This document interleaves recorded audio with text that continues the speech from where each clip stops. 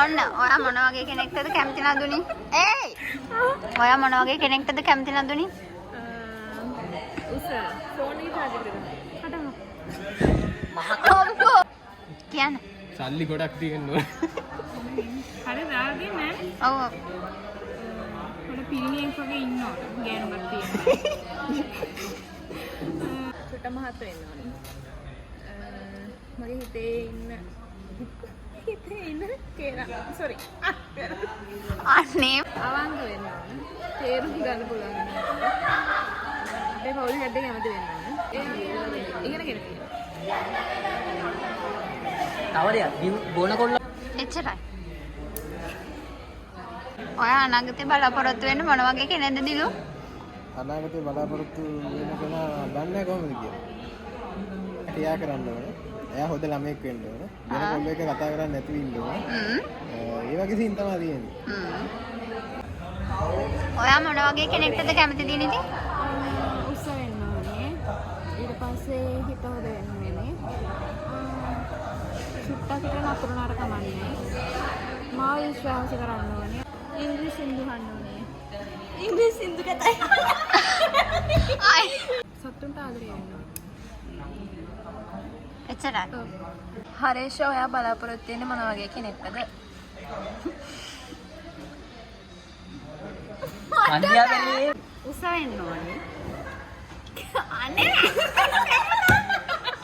උස වෙන්න ඕනේ. කෙට්ටු වෙන්න ඕනේ. උස තමයි ගොඩක්ම බලන්නේ. ලොකුකම් පොඩ්ඩක් තියෙන්න ඕනේ. හැබැයි ඒක මට දාගෙන ඉන්න බෑ. දැක්ක ගමන්ම ඩීසන්ට් ලුක් එකක් තියෙන්න ඕනේ. මට වඩා පොඩ්ඩක් හරි ඉගෙනගෙන තියෙන්න ඕනේ. අවංක වෙන්න ඕනේ. මම වගේම පිස්සුමත් ආතල් එකේ ඉන්න ඕනේ. මගේ ක්‍රෂ් එක රවින්ට අවුරුක නිසා පොඩ්ඩක් සිග්නිෆිකන්ට් කරන්න ලකුත් නෑ. නැත්නම් කමක් නැහැ. අපිට මහේෂා කොයි වගේ කෙනෙක්ටද කැමති?